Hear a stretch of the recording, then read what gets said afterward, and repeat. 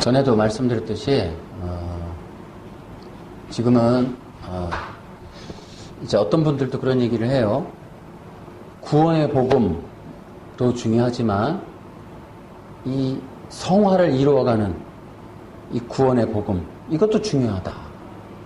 영혼 구원의 복음도 중요하지만 성도들을 완전한 구원에 이르도록 성화의 과정으로 이끄는 구원의 복음도 중요하다. 이해되시죠? 지금 우리가 꼭 기억해야 될 그런 시대적 흐름이 그런 거예요. 지금은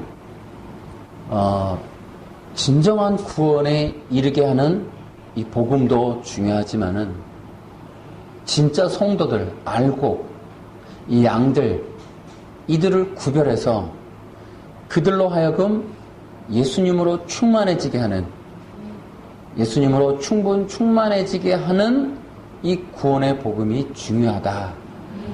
지금 하나님은 성도들에 대한, 그러니까 성도들, 교회, 또한 목회자들도 마찬가지예요.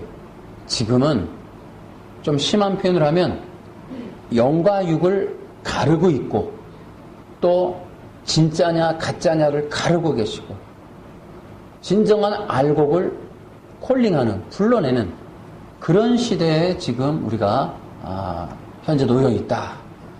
우리가 이렇게 볼 수가 있습니다. 그래서 지금은 뭔가 육적인 것들이 드러나고 세속적인 것들이 자꾸 이제 구별되어질 수 있도록 또 그런 영적인 부분들이 드러나고 그런 성도들의 어떤 움직임들이 활발하게 일어나는, 그래서 진짜 신령한, 진짜 영적인 부분들이 무엇인지에 대한 갈망들이 있고, 그래서 우리가 혹시나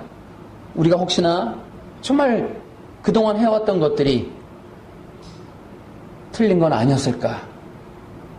우리의 이런 기독교 운동이 정말 제대로 된 하나님이 원하시는 것이었을까?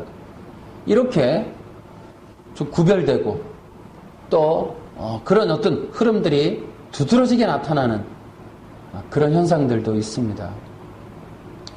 우리는 이런 때에 진짜 이 성도라고 하는 그런 원리가 무엇인지를 잘 알고 또 내가 하나님의 진정한 자녀로서 또 자녀라면, 정말 진정한 하나님의 자녀라면 그 자녀의 열매를 보여주고 그 열매를 보여준과 아울러 진정한 하나님의 자녀라면은 지금 시대적으로 하고 있는 것처럼 알고 익히기. 그래서 지금은 하나님이 하시는 일들도 그렇기 때문에라도 이 교회가 중요한 것은 진정한 성도들을 성화로 이끄는 그러한 교육, 또 그런 시스템이 매우 중요하다. 그러니까 단순히 사람 많이 모으고 사람 몇 명 모였다, 재정이 얼마다, 땅을 얼마 샀다, 이거 육이에요, 육. 그런 흐름이 아니고 지금은 어떻게 돼? 진짜 알곡들을 모아서 그들로 하여금 진정한 하나님의 일들이 일어나게끔 만들어 가야 하는 거예요. 그러면 하나님의 진정한 성도들의 특징, 지난번에도 내가 말씀을 드렸지만 연단이다. 진짜 알곡의 특징은, 지금 진정한 알곡이시라면 꼭 기억하세요. 알곡 익히기의 핵심은 신부단장과 이 군사로서의 무장이에요. 그러니까 연단과 고난 중에 있다. 그들은 진짜일 가능성이 많습니다. 그러니까 내가 명목상 그리스도인, 전에도 우리가 얘기했듯이 썬데이 크리스찬, 이런 흐름이다. 겨우 예배 참석하는 수준이다. 한 시간 넘어가면은 설레발이 치고 말이죠. 목사님 1시간도 못 맞추냐고. 이런 거 말고 그런 흐름들이, 그래서 진짜 성도인 그런 부류가 어떤 자들이냐? 자원하여 훈련에 임하는 자들, 물론 또 하나님의 이거 픽업돼가지고 하나님이 불러서 하나님이 세워서 또 연단 중에 넣고 그 연단의 프로그램 중에 있는 그들도 진짜일 가능성이 있어요. 그러니까 반대로 얘기하면 내가 그리스도인임에도 불구하고 연단과 훈련과 교육과 훈육과 이런 것들이 전혀 진행되고 있지 않다. 지금 이 시대에 매우 위험하다니까요. 그러니까 하나님의 흐름상 알고 익히기라고 하는 어떤 성령의 인도하심 속에 우리가 있다라고 보면은 지금은 상당히 중요하게 이 하나님께서 급속도로 빠른 시간에 10년, 20년 걸릴 거를 단축하여 1, 2년 내라도 환경과 돈과 관계성과 또 성경과 여러 가지 내적인 문제들과 영성적인 것들을 골고루 다양하게 이 과목이 다양하게 그 한 사람의 전인적인 구원, 전인적인 성장, 전인적인 변화, 전인적인 그리스도인으로서의 이 무장과 단장을 시키기 위해서 그들에게 하나님이 다양한 프로그램을 통해 그들을 익혀 가신다는 거예요. 진짜 이 하나님의 놀라운 백성으로 또 하나님의 귀한 성도로 자녀로 천국에 맞는 사람으로 또 예수님의 그런 신부의 모습으로 그렇게 변화의 과정을 진행하고 있다는 거예요. 좀 알게 되기를 바라요. 제발 이런 것들을 많은 사람들이 그런데 이것들이 참 시대적으로 이게 참 재미난 건 지금 포스트 모더니즘 시대란 말이에요. 이거 특징은 권위주의 타파예요. 내 머리 위에 스승 두지 않는 시대, 나에게 잔소리한 사람 절대 곁에 두지 않는 시대, 선생을 인정하지 않는 시대란 말이에요. 권위자를 인정하지 않는 시대란 말이에요. 그런데 이런 시대에 누군가에게 교육과 훈육을 받는다는 건 그게 진짜 성도라는 뜻이에요. 그게. 그러니까 이 시대를 역행하는 거예요. 그러니까 성령님 안에 있다라는 표식이기도 한 거예요. 지금은 누구도 스승되기도 어렵고 누구에게도 말하기가 어려워요. 그게 이 시대야. 그러니까 90%의 그러한 이 흙탕물 속에 그렇게 살지 아니하는 진정한 소수의 백성들을 꺼집어내는 거. 이게 하나님의 방식이에요. 그러니까 다 모르는 거예요. 그러니까 하나님의 방법을 모르는 거야. 90%가 그렇게 안 사니까 네 뜻대로 해. 네 생각대로 해. 네가 원하는 대로 해. 네가 신이야. 네가 최고야. 네가 왕이야. 네가 네 인생의 넌 주인이야. 이런 인본적 사상이 다 깔려있는데 그 교회도 그렇다는 거예요. 교회도. 어느 누가 교회 안에서도 여러분 훈육 어린 설교할 수 있나요? 어려워요. 막 그것뿐 아니라 개인적으로 어떤 코칭, 멘토링 아무리 이런 얘기들이 시대적으로 유행했었어도 개인적으로 적용 안 해요. 특히나 문제 있는 성도들 또 내가 중요한 선택의 기로에 있는 사람들 여러분 말씀을 봅니까? 기도를 합니까? 지도자에게 묻습니까? 절간도 가고 철학관도 가고 각자 자기의 그런 어떤 지도자나 자기통 왜냐하면 철학관이나 절간이나 이런 데는 뭐냐면 나한테 뭐라고 안 한단 말이야. 내가 돈을 주고 내가 듣고 싶은 소리를 해주길 바라는 거 그 사람도 그렇게 해주는 거야. 절대로 그 사람에게 속사람 터치를 안 해준단 말이에요. 그러니까 그런 데가 편한 거예요. 지금 시대적으로 사람들이 오히려 자기가 누군가에 맞추어서 하나님의 말씀이나 하나님의 뜻이나 하나님의 존재에 대해서 맞춰가는 것뿐만 아니라 교회나 지도자나 부모님에게나 누구에게나 이 하나님의 말씀에게서나 여러분 지금도 인간이 얼마나 악하냐면 하나님의 말씀을 큐티 묵상한답시고 우리는 그동안 뭐 해왔냐면 내게 주시는 말씀을 찾았단 말이에요.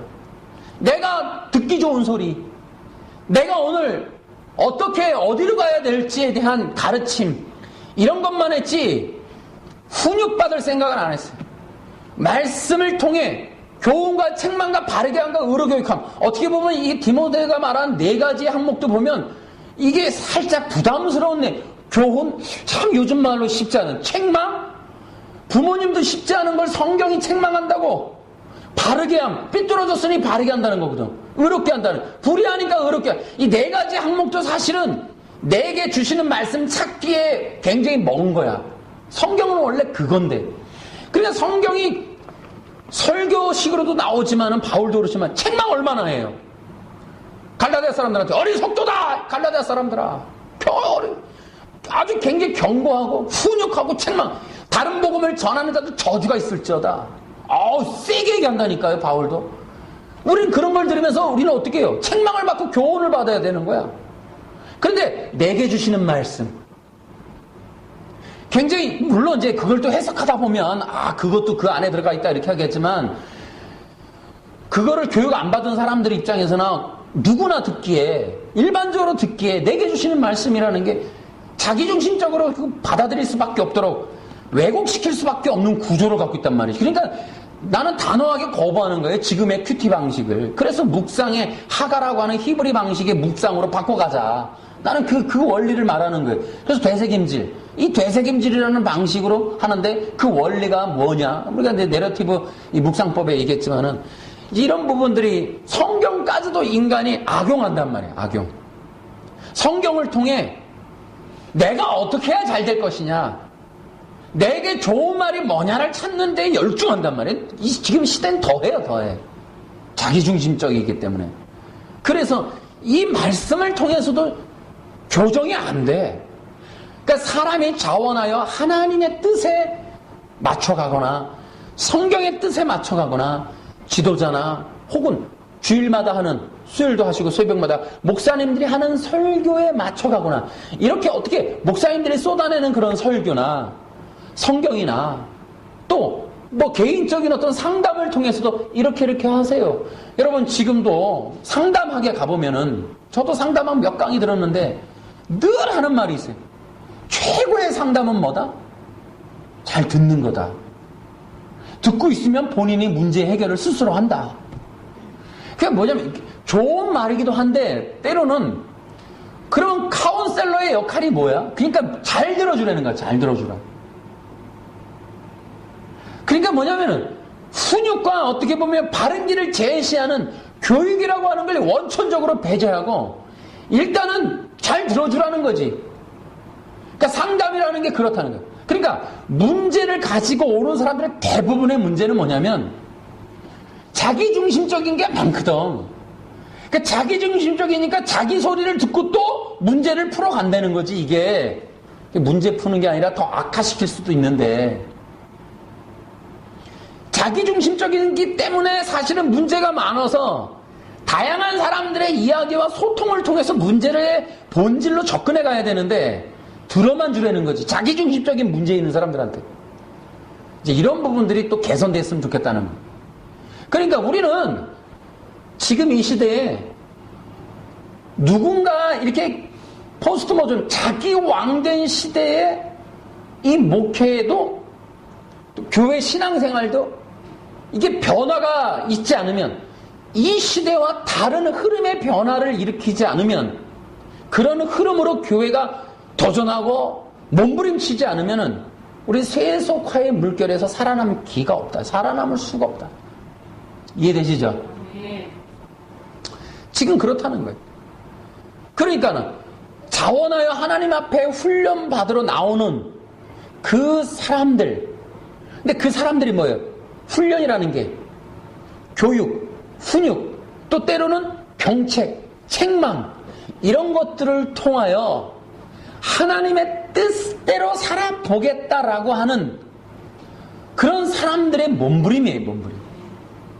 정말 이런 영적인 갈망과 갈급함을 갖고 있는 그런 사람들을 하나님이 지금 콜링하신다니까요.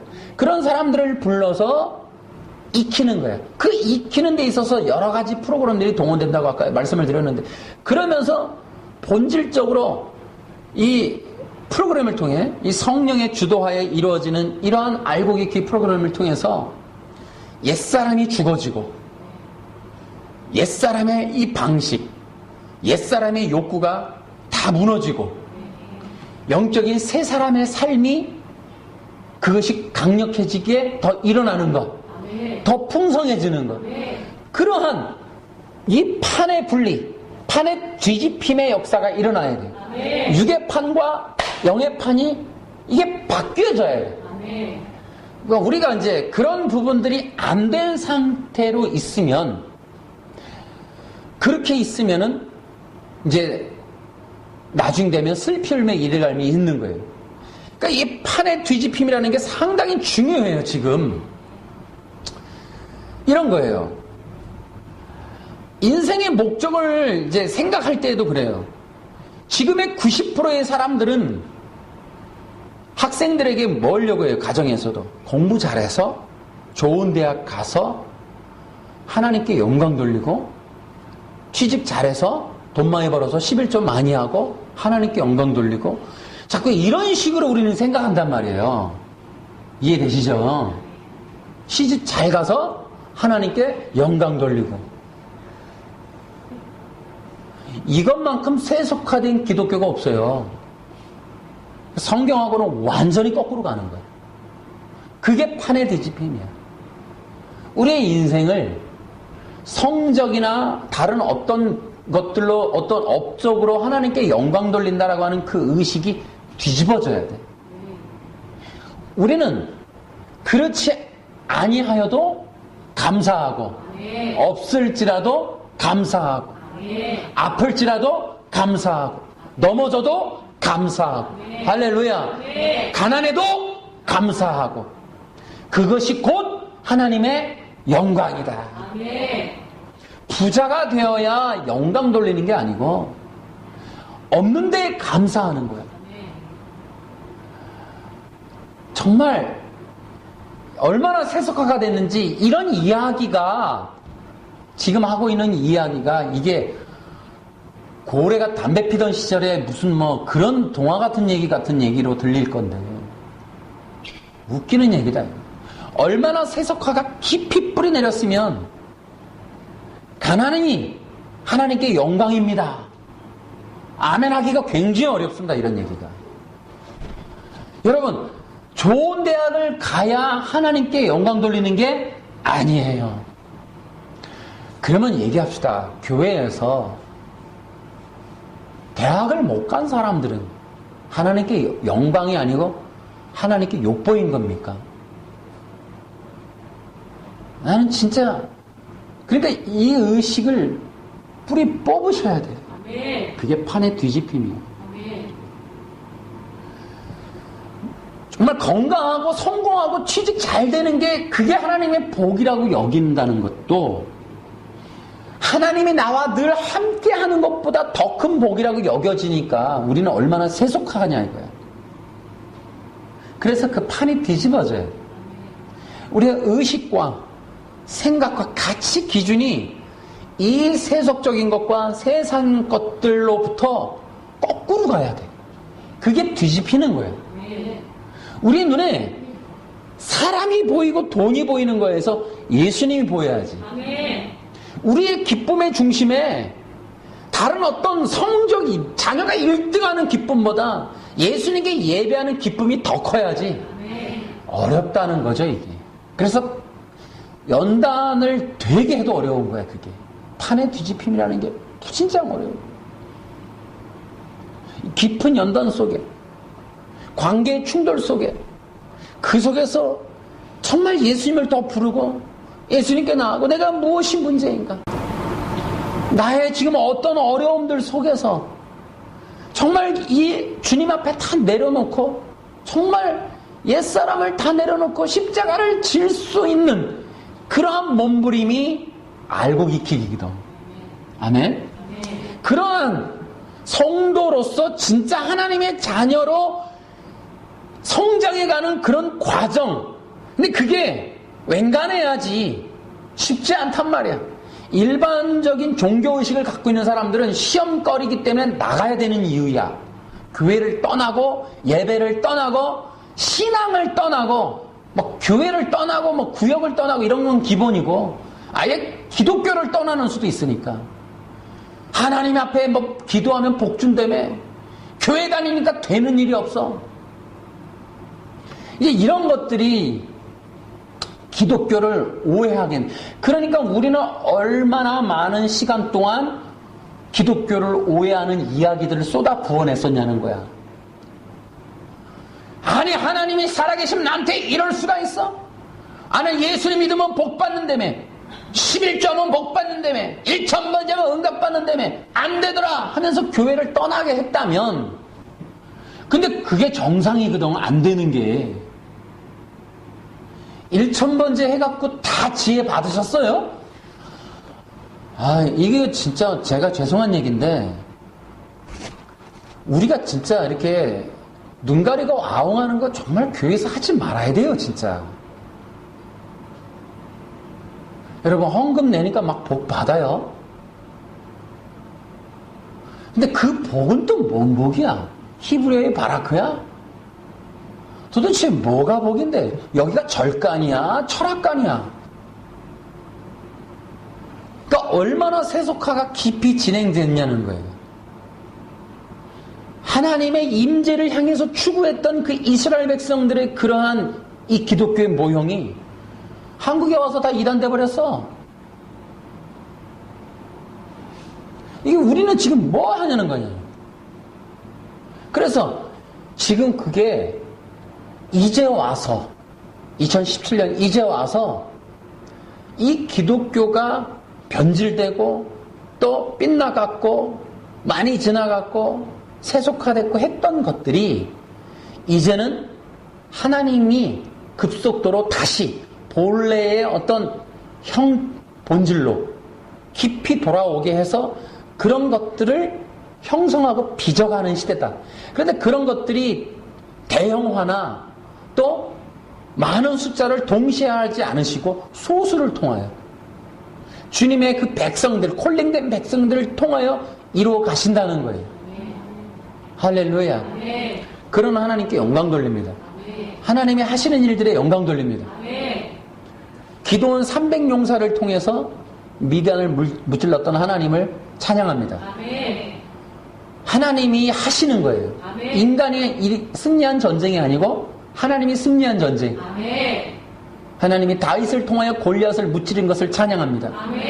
하나님이 이스라엘 백성들의 그 7일 동안의 그 행군 때문에 여리고성 무너뜨린 걸 찬양합니다. 하나님은 인간의 방법, 인간의 가치, 상식과 기준을 넘어서시는 분이세요. 그런 하나님을 이해하고 우리가 그런 하나님을 믿으려면 우리의 상식부터 깨야 돼요. 우리의 세상적인 생각과 기준부터 깨야 됩니다. 그거 깨시기 위해서 계속 하나님은 성경을 통해서 우리에게 놀라운 기적을 보여주신 거예요. 그런데도 우리는 지금 이 기독교가 얼마나 세속화가 진행되어 있는 상태에 있는지, 정말로 이 교회에서 이방 신교와 같은 일들을 그렇게들 많이 했는지, 그래서 예수님 초림 때와 같이 예수님을 모를 수밖에 없는 율법주의 종교로 이 완전 체계화시키고 진을 형성해 놓은 것처럼 오늘날에도 진정한 예수님의 재림 시대에 예수님을 못 알아보게끔, 예수님 중심이 아닌, 신랑 중심이 아닌 그러한 세속화, 인본적이고 사람 중심적이고 자기중 욕망 중심적이고 세속 중심적인 이 기독교의 그런 어떤 틀로 변질시켜 놓은 이것에서 지금 하나님은 급속도로 다시 한번 새 일을 행하고 계시다. 우리가 이런 흐름들을 기억을 하셔야 돼요. 여기에서 지금 이런 틀에서 나에게 이루어질 일과 교회에게 이루어질 일들을 명심하자는 거예요. 진짜 성도라면 여러분, 주구장창 지금 성공의 길, 성공의 가도를 달리시면 불안해 하셔야 돼요. 세상적인 영광을 포기하게 만드시는 방법은 세상의 기대치를 무너뜨리는 거예요. 그런 일들을 통해 주님의 백성들을 급격하게 하나님 쪽으로 몰아가십니다. 그래서 그들을 불러서 일을 하시기 때문에 우리는 이런 일들을 알고 있어야 돼요. 교회도 마찬가지예요. 교회도 대형화가 다 되느냐? 어떤 분은 그래요. 이제 초대형 교회와 소형 교회만 남을 것이다. 중간치 교회가 매우 어려울 수 있다. 이런 얘기를 전망치를 내놨는데 저는 그런 거 관계없어요. 여러분, 진짜 교회냐 아니냐가 중요한 거예요. 숫자가 작으냐 많으냐가 중요한 게 아니라 진짜 그곳에 주님이 계시냐 안 계시냐야. 그걸 명심해야 돼. 응? 숫자가 많으면 뭐해? 하나님이 안 계시면 종교 단체지 그건. 이방 신교랑 뭐가 달라? 그러면 작으면 다 있냐? 그렇지도 않아요. 그러므로 지금은 교회적으로 봐도 그 교회가 진짜 교회냐? 여러분 얼마나 우리에게 교훈을 줘요? 위장교회. 응? 어느 신천지 단체는 위장교회도 한다잖아. 갔더니 이단이야. 그거 누가 알아요? 누가 알아? 지금은 그런 교회예요. 그런 상태예요. 정말 교회에 사람은 많이 모이는데 정말 진짜 하나님의 임재가 있는가? 여전히 그곳에 사업을 하고 돈놀이를 하고 사람들 간에 거래를 하고 그런 일들이 참 많았었어요. 근데 지금은 좀 어떤지 모르겠는데 어쨌든 사람 숫자가 아니라 교회라고 하는 그곳에 하나님이 임재해 계시는가? 여러분 구약의 성막대에도 성전과 성막대도 보세요. 그 이스라엘 백성들의 운명은 어디에 달렸냐면 그 성막 제사의 성막에 그 쉐카이나가 있느냐 없느냐. 그게 운명이란 말이야. 운명. 그러니까 이스라엘 백성들 그 민족 중앙에 하나님의 성전이 놓였고 이스라엘 백성들의 행군 때에도 항상 이 언약궤가 있고 하나님의 임재가 있을 때에 이스라엘의 군대, 이스라엘의 신부가 됐어요. 이스라엘 나라가 의미가 있어요. 교회도 마찬가지야. 그 공동체 안에, 그 교회 안에 하나님의 임재가 있느냐? 이것이 관건입니다. 죄송한 얘기지만, 그러면 교회가 그러면 하나님의 임재가 없느냐? 없을 수도 있어요. 여러분, 적어도 이단들한테 우리가 하나님의 임재가 있다고 말할 수 있나요? 그럴 수 없어요. 그와 같이, 그들도 교회잖아요. 근데 아니란 말이죠. 그러면, 이단이 아니라고 하는 정통교회는 다 하나님이 계시냐? 그렇지도 않아요. 세속적인 교회, 인본적인 교회. 여러분 가인과 아벨의 두 제단이 꼭 이단만을 가르는 거 아니에요. 가인이 얼마나 기독교가 세속화되었느냐, 막 그런 것들을 통해서도 진정한 교회, 아닌 교회도 가를 수 있어요. 또 목회자들도 마찬가지. 저도 목회자지만 진짜일 수가 있고 가짜일 수 있어요. 분명히 성경에도 거짓 선지자를 삼가라 그랬어요. 거짓 선생들이 초대교회 안에 들어왔어요. 거짓 선생들이 있을 수 있습니다. 거짓 선지자가 있을 수 있다는 거예요. 초대교회를 그렇게 해서 혼동시켜놨어요. 다른 복음을 전한 그런 거짓 선생들이 있었단 말이에요. 거짓 지도자들이 있었다고. 오늘날의 교회에 그렇지 않은 그런 사람이 없다고 누가 말할 거예요? 모든 교회가 다, 모든 목사님들이 다 진정한 목회자냐? 그렇게 보기도 어려운 게 가끔씩 사기도 치고 말이죠. 돈을 횡령을 하고 그런 분들, 여러분 그런 걸 통해서도 물론 나중에라도 그분이 회개하고 돌아올 수는 있겠으나 지도자감으로는 하나님이 쓰시기에는 어렵습니다. 그런 것처럼 지금은 또 육적인, 영적인 어떤 이 목회자의 계열, 그것도 갈릴 수가 있다. 그런 대표적인 게 바로 대부분 지도자들은 이 물질적인 부분에 약화되는 경우가 있어요. 어떤 목사님이 그래요. 목회자가 하나님의 임재가 떠나는 목회자의 가장 큰 그런 부분들이 여러 가지가 있는데 외적으로는 물질 욕구가 있다. 이 물질 욕구 때문에 하나님의 임재가 떠나는 경우가 있다. 쉽게 얘기하면 재물과 주를 겸하여 섬길 수 없다고 분명히 얘기했단 말이에요. 그래 재물을 탐하는 것은 우상숭배라고 그랬단 말이에요. 탐심은 우상숭배니. 그러니까 굉장히 무서운 것 중에 하나는 물질을 탐할 때, 엘리도 약간 그런 계열이고 물질적인 어떤 그런 부분이 있으면 하나님의 임재가 동시에 거하기가 어렵습니다. 바울 같은 경우에 보면은 자기가 직접 천막을 깃는 그러한 일을 해가면서 사역을 감당했다고 분명히 얘기했어요. 자영업을 했다는 거예요. 자영업. 그러니까 이분도 물질에서 굉장히 매이지 않으려고 애를 쓴 거야. 그런 부분에. 그래서 내가 사도로서 그렇게 교회로부터 돈을 받을 권리가 있지만 그럴 권리를 쓰지 않았다, 이렇게 얘기를 한단 말이에요. 사도로서의 권리가 있음에도 불구하고 나는 그 권리를 쓰지 않고 내가 그런 것에 얽매여서 부담을 주려고 하지 않고 난 내 스스로 천막을 깃는 일을 하여 복음을 전했다. 복음을 전하는 사람이 복음을 전하는 일로 그 양육 물질을 받는 것이 뭐가 잘못됐느냐. 하지만 나는 그렇게는 하진 않았다. 그렇게 해도 괜찮지만은. 그렇게 얘기하면서 오히려 그렇게까지 굉장히 돈에 잡히지 않으려고. 이런 부분이 오늘날 참 많습니다. 교회가 목회자의 탐욕 때문에 교회가 시끄러운 경우가 없다라고 말하지 못하겠죠. 그죠? 우리 한국교회가 많은 시끄러운 문제, 뉴스에 많이 나오는 문제 대부분이 바로 돈의 문제예요. 돈의 문제. 횡령. 큰 교회는 또 큰 교회대로 얼마나 많은 비리들이 기독교 신문이나 또 언론이나 또 이런 게 많이 흘러다닙니까? 그래서 영적인 육적인 그런 이 지금 중요한 시대에는 저는 굉장히 그런 걸 많이 생각해요. 얼마나 목회자들 스스로가 돈과 거리를 띄울 것이냐. 이건 어렵죠. 물론 가난한 분들이 있어요. 그런 분들이야 지금이야 뭐 생사를 넘나드는 개척교회 또 작은 교회 또 이런 부분들은 돈을 버시는 분들, 그런 분들을 우리가 지원해야 돼요. 도와줘야 돼요.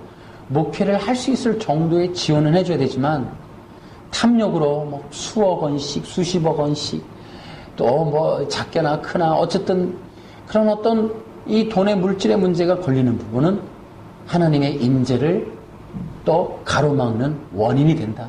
그래서 기름 부음 없는 사역, 기름 부음 없는 목회자, 기름 부음 없는 설교, 기름 부음이 없는 사역을 하는 수도 있다라는 거. 두 번째로 크게 보면은 성경에 보면은 사울 같은 경우도 볼 수 있지만은 이 자기중심적인 열등감이라든지 자기중심적인 생각으로 사로잡혀 있는 사람들이 오해하고 또 자기 스스로가 망상에 사로잡히고 이런 부분들이 하나님의 임재를 거쳐요. 지금도 그런 어떤 목회에 보면은 그런 경우가 많이 있어요. 망상에 사로잡히는 거예요. 내가 왕이라는 의식을 갖고 있는 거예요. 내가 높은 자라는 의식, 내가 최고라는 의식. 그래서 감투 욕구, 총회장이 돼야 되고 뭐 총회장을 다 욕하는 게 아니라 나도 오늘 처음 뉴스를 보고 알았어요. 나 처음 알았어요. 그 한교총이라고 있는데 그 단체를 나가려면 그 총장 후보자가 되려면 1억 5천만 원을 내야 되더만. 나 그거 처음 알았어요. 그 입후보 하는데 돈 낸다는 걸. 다른 거는 또 기억이 안 나는데 합동이 기억나네요. 뭐 이미 다 뉴스에 나온 얘기니까 합동 측은 총회장이 되려면 후보 등록비가 7천만 원이에요. 교회가 되는 거죠. 7천만 원이라는 돈을 어쨌든 헌금해서 내는 거잖아요. 그래야 합법이 될 테니까. 목사님 개인이 7천만 원씩 갖고 계신가요? 되게 부자시네. 근데 어쨌든 7천만 원이라는 돈이 이 후보자 기준점이야. 나는 그거 보고 놀랬어. 저는 그런 거를 그러니까 없는 줄 알았어요. 이 후보비가 없는 줄 알았는데 와, 등록비가 있더만. 일단은 그러면 총회장이 되시려면 돈이 좀 있으셔야겠어요. 하나님이 인정하고 하나님이 세우시고 하나님에 의해서 존경받는 인물이시겠지만 다들 그러나 돈도 겸하여 있으셔야겠더라고. 개인이 돈이 있든 교회가 돈을 대줄 수 있는 능력이 되든. 야, 어쨌든 그러네요. 그러나 어쨌든 성경에 보면은 자기 왕의 욕구가 있는 사람들은 다 안 돼요. 모세도 광야 연단 받고 거적대기 쓰기 전까지는 안 돼요. 다 그래요. 자기가 왕된 의식을 갖고 있을 때까지는 안 돼요. 자기가 최고라는 의식을 갖고 있을 때까지는 안 돼요. 하나님이 역사 안 하세요. 어쨌든 바닥에 내쳐졌을 때, 정말 가난해졌을 때, 정말 낮은 자리에 내려갔을 때, 그때 주님이 그와 함께 하세요. 아까 기도원 300용사와 같은 원리예요. 가장 낮은 곳에 있을 때. 그래서 뭐라 그래요? 주님이 야 니들이 3만 명으로 이겼으면 니들이 이겼다 그러지. 오직 하나님께 영광 돌릴 수 있는 자리.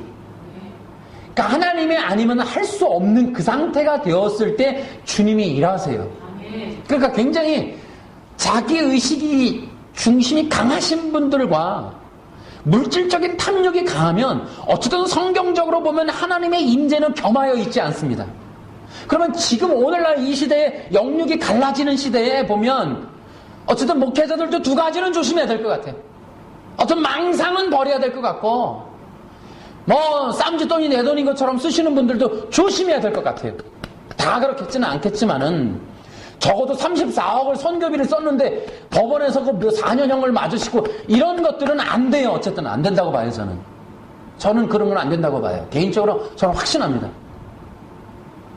법정에서 4년형을 먹었으면 아닌 거예요. 아닌 거예요, 그거. 적어도 목회자가 지금 이 시대에 굉장히 중요해요. 성도들도 아까 내가 얘기해줬고 교회도 그렇지만은 하나님의 함께하는 목회자가 되기 위해서는 나는 다른 건 모르겠어요. 적어도 두 가지는 그래요. 지금 보니까. 성경을 통해서도 보면은 물질적인 탐욕이 있으면 안 돼요. 어쨌든 안 돼요. 두 번째는 어쨌든 이 권력, 권위, 자기 왕됨, 망상 안 돼요. 내가 최고다. 내가 한국교회 최고다. 내가 한국교회 대표다. 이러면 안 돼요. 그런 의식이 불안해지기 시작해요. 적어도 나는 아무것도 아닙니다. 나는 정말 미개한 자입니다. 난 부족한 자입니다. 부족한 종입니다. 물론 그렇게 말하는 정도 갖고도 안 돼. 내가 볼 때는. 무진장 낮아져야 돼.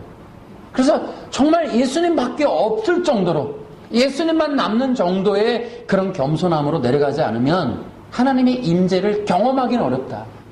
할렐루야.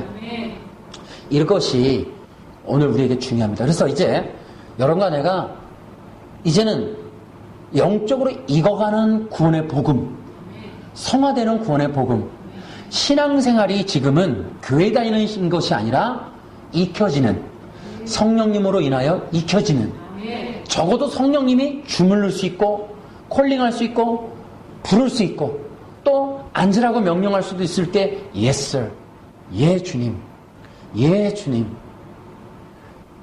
기도하세요, 훈련받으세요 라는 콜링에 적어도 예 주님. 또 주님이 그 교회뿐만 아니라 교회 출석하는 정도가 아니라 삶에서도 늘 성령 받으신 분들이 삶에서 어려움과 고난과 역경 속에서도 혹은 세상의 유혹 속에서 많은 돈, 많은 권력에 대한 야망, 기회, 탐욕의 기회, 내 욕심을 채울 수 있는 기회, 나도 남들처럼 높아질 수 있는 기회, 뭐 이런 것들을 거부하는 연단, 십자가의 길을 걸어가겠다. 그렇게 해서 정말 예수님이 원하는 길이라면 그거 안 하겠다 할 수 있을 정도가 연단인 거예요. 직장생활에서도 여러분, 제가 이런 말하기 굉장히 어렵습니다만은 비리가 아니면 살아남을 수 없고 살아남지 않으면 우리 가족이 죽어요. 뭐 저도 그래도 나와야 됩니다라고 말은 못해요.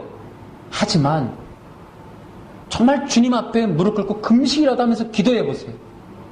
주님의 길이 아닌데 이 길 가면 내가 생존은 보장받지만 이건 아닌데 어떻게 해야 하나? 그게 성도들에게 있는 연단이고 고난일 수 있습니다. 그럴 때 저는 그렇게 생각해요. 어쨌든 여러분, 내가 진짜 주님의 자녀이고 백성인 것만큼은 드러내 주세요. 그거라고 하는 열매는 보여주셔야 돼요. 그게 어떤 선택이든지 간에 내가 하나님의 지금 구원받고 천국 가는 백성이라고 하는 인식을 떨치지 않는 한 그것대로, 그 믿음대로, 그 신앙대로 세상 속에서 이겨나가세요. 신앙을 지키는 게 이기는 거고 믿음을 지키는 게 이기는 거야. 비록 우리가 어떤 분이 얘기했던 것처럼 이 원고지에 모래로 쌈을 싸먹는 한이 있어도 그 길을 가야겠다 그러면 그 길을 가야지 라고 하는 진정한 성도의 길을 걸어갑시다. 우리가 이 세상 속에서 연단받는 게 어려운데 기뻐하는 정도가 아니라 더 어렵고 힘들고 정말로 이건 중대한 결정적인 위기 속에 있을 수 있어요. 저는 다른 것보다 여러분이 그런데도 성공의 길을 추구하라는 게 아니라 하나님과 함께 할 수 있는 길을 택하세요. 아멘. 주님이 나와 함께 할 수 있는 그 길. 아멘. 내가 진짜 하나님의 성령 받은 성도로서 정말 신부를 신랑을 기다리는 신부로서 단장되는 길이 무엇인가를 선택하세요. 아멘. 그 길이 우리가 가야 될 길이야. 아멘. 오늘날 진짜 알곡이 익혀지는 그런 시대이기 때문에 여차해서는 안 돼. 우리는 이 길을 꿋꿋이 걸어갑시다. 아멘. 그래야만이 우리가 살 수 있어요. 지금 이 시대는 바로 알곡을 찾는 시대고 아멘. 알곡을 익히는 시대예요. 아멘. 지금 모든 성도들이 모든 기독교인들이 단순한 예배 반복으로 만족하지 마시고 세상 속에서나 혹시 교회에서 성공하는 비법 가르치면 일단 귀를 막으세요. 그 다음에 세상 속에서 여러분들이 성공해야 잘 사는 거라고 복 받는 거라고 얘기하면 일단 귀를 닫으세요. 아닙니다. 그렇지 않습니다. 세상 속에 성공하는 건 성경으로 말하면 복 아닙니다. 진짜 구원받는 게 복이고 아멘. 성령 받는 게 복이고 아멘. 내가 믿음을 지키는 게 복이고 아멘. 가난한 중에 기뻐하는 게 복이에요. 아멘. 하나님이 함께하는 게 복이에요. 아멘. 세상적인 인본적인 가치 기준으로 여러분의 생각과 눈과 마음을 멀게 하는 모든 걸 거부하시고 아멘. 성령으로 익혀지십시오. 아멘. 훈육과 교육과 연단과 고난을 통하여 진정한 성도로 점점 성장해가는 여러분과 제가 됩시다. 아멘. 이 시대 2017년 진정한 기독교 본질이 회복되고 있습니다. 아멘. 우리 하나님께 영광의 박수 올립니다.